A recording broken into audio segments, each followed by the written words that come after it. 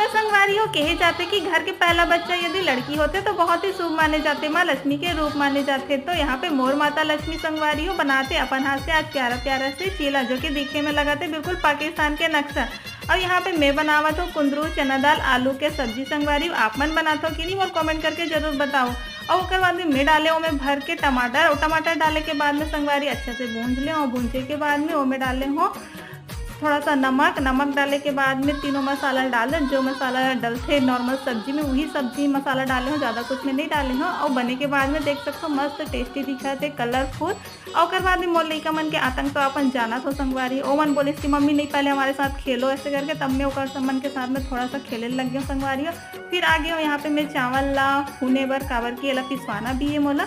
और चावल आटा रखे संगवारी हो तो कुछ भी बना लो फटाफट। ओकर बाद में संगवारी हो का पूछा तो हमर डहन कल हुई शाम को झमाझम बारिश। तो ये देख सकते हो हमन थोड़ा सा रील भी बना